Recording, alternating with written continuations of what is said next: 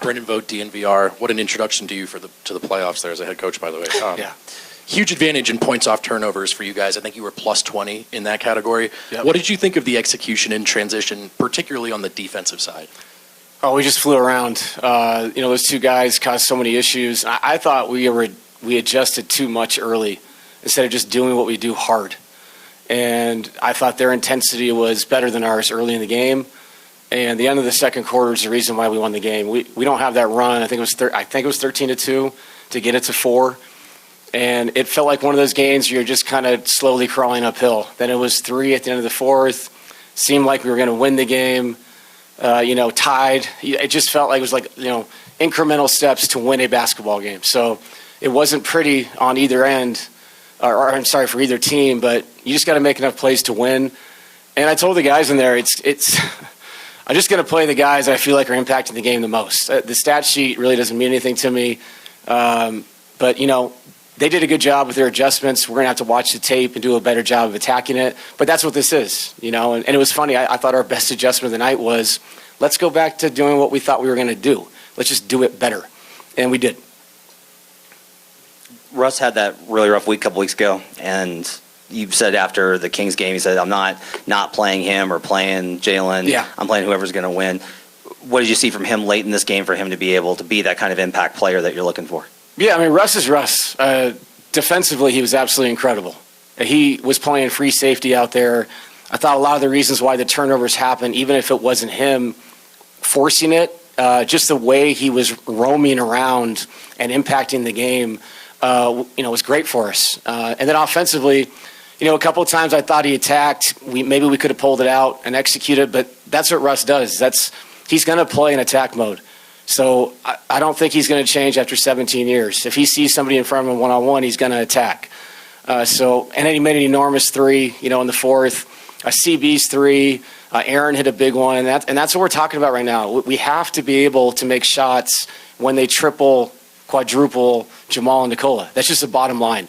And you can come up with all the schemes you want and change the offense and all this stuff. They're going to bring bodies. So people have to cut and finish, or they got to catch and shoot and make shots for us to do something special. When you look at Jamal's first half and his second half, just forget the shot making or whatever, the field goal percentage was, but there was a noticeable uptick in his aggression. Yeah. Was there anything said, or was it just kind of Jamal just kind of being Jamal, and how does that encapsulate how you guys are as a team? Yeah, you're exactly right. It's almost like the worse things got, the better he got. And that seems like that's always who he is. And I also thought Jamal, he's 7 for 20, 3 for 7, but the ones he made were so huge and so big. I know one, it got us back to, we were down 7, took us back down 4, made one to tie it finally. And the side pick and roll was really good to us tonight, allowed us to attack in different ways, flash people behind the defense, and Jamal got loose a little bit that way. So, and then obviously Nikola every night, man. It's 29, 12, and 9 in that game, that physical of a game, just incredible. On the other end of the Russ thing, Malone always said that Michael Porter took pride in closing and being able to close. Yeah. Rest of this series going forward, what can he do to kind of get going? What can you guys do to kind of get him going throughout? Well, I think obviously, everybody has to engage the game. And I think everybody takes pride in finishing games on our team. And if Jalen Pickett has a night, he's going to finish the game. That's just it. That's the bottom line. It's the guys that are playing the best at that time are going to finish. And I thought the runs that were made, I was going to go back to Mike at the end of the second, and we made a run. And it's like you can't stunt runs when things are happening. And then I felt bad for Mike because he sat so long. There was a couple situations late game. Do you throw him back in? Is that fair? Is that fair to somebody and the ball finds them and they've been sitting for not game time but real lifetime 40 minutes? So there's two ways to look at that. You can say, well, I chose not to play Michael, or you can say, should I put Michael in a really unfair situation? Should I do that to him? I don't think so. And so I think the 5 guys that finished did their job, and we won this game defensively. We really did. And with timely shots from guys that aren't named Jamal and Nikola. Coach, Nikola was involved in 2 plays that were pretty strange. I think one where he got hit in the face and then Yeah. it's on the ground. They started the 5-second clock and he kind of threw it in, ended up getting a technical. Yeah. And then the other where the Clippers bench is holding onto the ball. Yeah. What did you make of those plays and sort of how he handled them and how the refs controlled the game there? Right. We watched it. He got hit. It wasn't intentional. Derek just caught him. And I think he thought there would be a call after the play, and there was no call.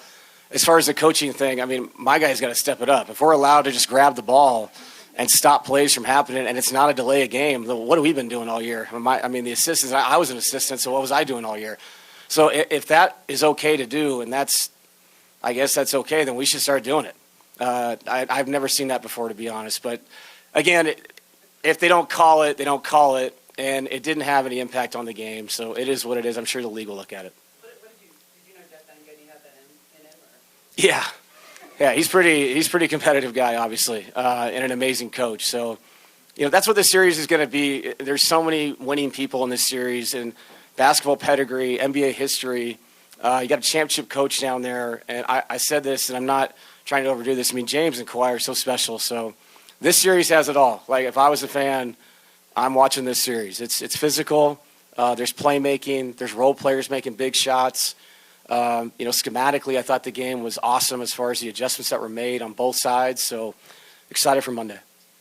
David, you guys were trailing most of the game, and I know you said that it was that run at the end of the second quarter that allowed you to win it. But the fact that you don't lead again till late, you grind it out in overtime. What does it say about what this team has, what this team is capable to close out a game like that? Yeah, I'll say it again. It's just stay connected in tough times. I mean, it really is. That's what it is. In the playoffs, the timeouts are so long. There's so much conversation that, I mean this, it can kind of go sideways when things are going well. You got 3.5 minutes to talk to each other in a really intense moment. And I thought the guys did a good job of pushing each other the right way. And we have to do that throughout this series. I mean, this is going to be extremely tough. We know that. And I thought I saw that the last 3 games, which were playoff games, to get into this thing. And that's the key, man. Go out and play and all that stuff, but stay together and cheer for the guy that's out there if you're not out there. Help that guy, talk to him. So that's what it takes. And if that's what it takes to win 4 times, let's do it. Let's stay together.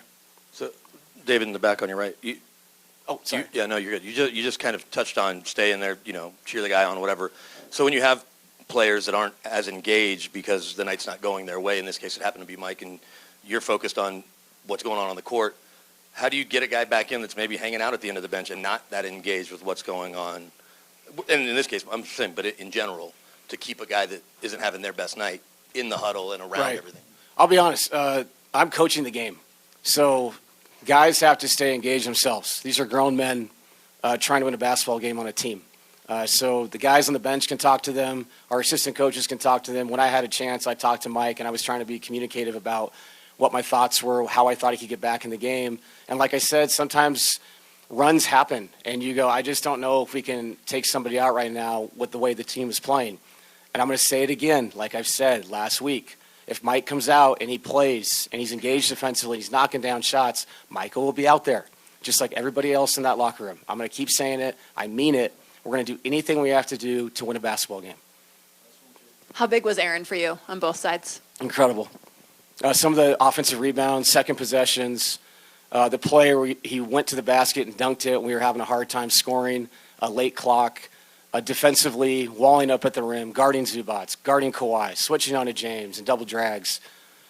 Absolutely incredible. Such a good basketball player, winning basketball player, so happy for Aaron.